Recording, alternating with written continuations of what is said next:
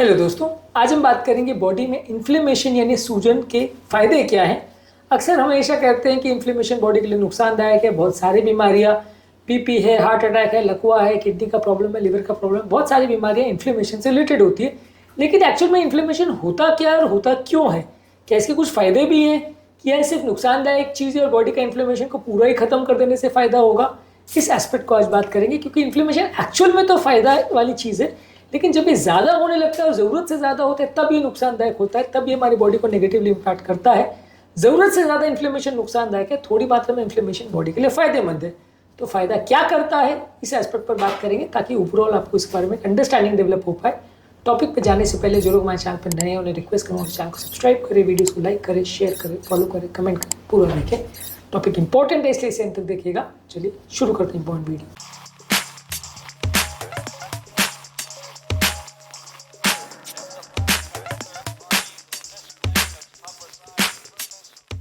Basically inflammation जो है body का एक डिफेंस मैकेनिज्म है, जहां बॉडी हार्मफुल पैथोजेंस या खराब नुकसान पहुंचाने वाले बैक्टीरिया को मारने के लिए इसका प्रयोग करता है।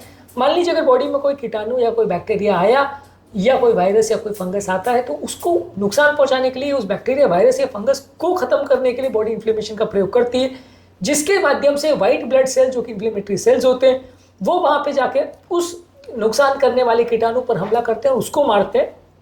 तो ये नुकसान करने वाले कीटाणु को मारने के लिए बॉडी को इन्फ्लेमेशन की जरूरत पड़ती है। हालांकि जब ज्यादा इन्फ्लेमेशन हो जाता है तो बॉडी अपने खुद के सेल्स को भी मारने लग जाती है उस इन्फ्लेमेटरी सेल्स के द्वारा। लेकिन बेसिकली इन्फ्लेमेशन का पर्पस ये है कि बॉडी के जो नुकसान करने वाले सेल्स हैं या बॉडी के जो खराब करने वाले ऑर्गेनिजम्स हैं जो बॉडी में पहुंच के बॉडी को अलग अलग तरह से नुकसान पहुंचा सकते हैं, उनका सफाया करना, उनको मारना। और इस काम को करने के लिए जो व्हाइट ब्लड सेल्स को रिक्रूट किया जाता है, उनको पहुंचाया जाता है, वो पहुंचाने की प्रक्रिया और उसको कैसे एक्टिवेट किया जाता है और किस तरह से वो बाकी इन्वेडर्स को मारती है, ये प्रोसेस सारा इन्फ्लेमेशन के अंदर ही आता है। और बेसिकली इन्फ्लेमेशन का पर्पस इन कीटाणु को मारना ही है मेनली। इसके अलावा बॉडी का अगर कोई टिश्यू डैमेज हो गया है, आपको कोई कट गया है, छिल गया है, घाव हो गया है, तो वो घाव को रिपेयर करने के लिए भी इन्फ्लेमेशन की जरूरत है।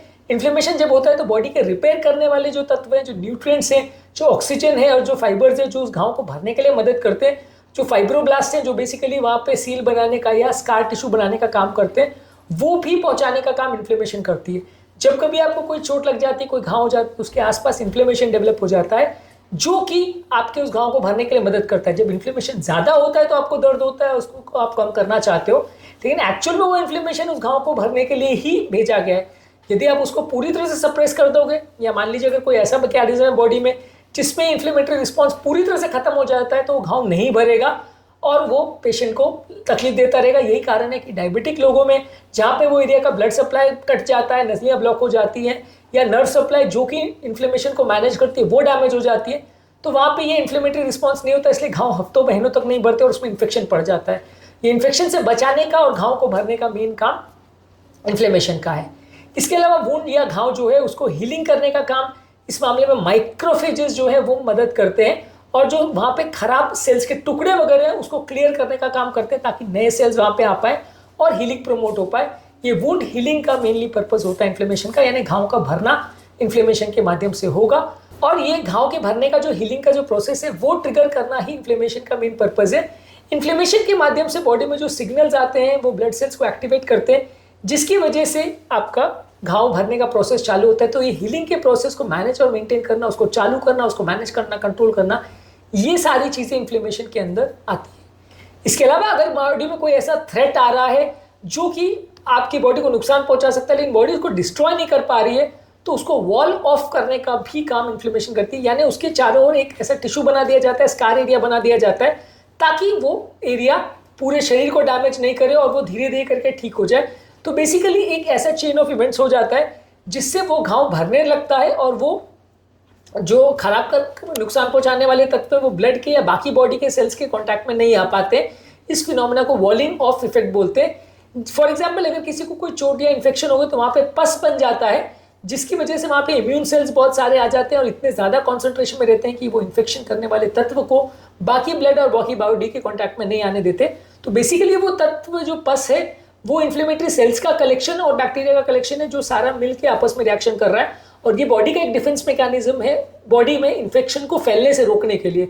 तो पस बनना ज़रूरी है, हालांकि पस बनने के बाद उसको हटाना पड़ता है, लेकिन पस बनना ज़रूरी है ताकि वो इन्फेक्शन को जो कि बॉडी में नुकसान कर सकता है उसको पूरे शरीर में फैलने से रोकने के लिए बॉडी ये पस बनाती है। ज़्यादा बन जाता है तो उसको आपको सर्जिकली निकालना पड़ता है और वो अपने आप जाने में कई बार परेशान भी करता है, कई दिनों तक पड़ा रहता है। लेकिन एक्चुअल में ये सारी डिफेंस मैकेनिज्म जो हैं कीटाणुओं से लड़ने के लिए या टॉक्सिन से लड़ने के लिए या व्यक्ति को बचाने के लिए ऑर्गेनिज्म से या हीलिंग की प्रोसेस को एक्टिवेट करने के लिए या कीटाणु को अलग जगह पे वॉल ऑफ कर देने के लिए, ये सारी चीज़ों के लिए एक्टिव जो काम करता है वो इन्फ्लेमेशन करता है। जब इन्फ्लेमेशन बहुत ज़्यादा हो जाता है और जब अपने खुद के सेल्स को डैमेज करने लगता है तब उसे इन्फ्लेमेटरी ओवर रिस्पॉन्स मानते हैं और तब पे वो नुकसानदायक हो जाता है और तब उसे कम करना जरूरी होता है। बेसिकली है तो ये प्रोटेक्टिव मैकेनिज्म, लेकिन ज़्यादा होने पर ये नुकसान करता है। इस कॉन्सेप्ट को समझना जरूरी है। इसलिए इन्फ्लेमेशन के वो नुकसानदायक मानना और हर इन्फ्लेमेशन को खत्म कर देना वो सही नहीं है। इन्फ्लेमेशन होना जरूरी है और उसके बिना व्यक्ति का बच पाना मुश्किल है अगर इन्फ्लेमेशन पूरी तरह खत्म हो गया। लेकिन हाँ, जब ज़्यादा होता है तो वो नुकसानदायक है, तो उससे कंट्रोल में रखना जरूरी है।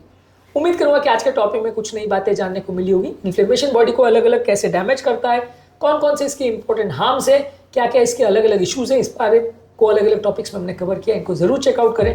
टॉपिक एंड करने से पहले जो लोग हमारे चैनल पर नए हैं उन्हें रिक्वेस्ट करूँगा कि चैनल को सब्सक्राइब करें, वीडियो को लाइक करें, शेयर करें, फॉलो करें, कमेंट करें, पूरा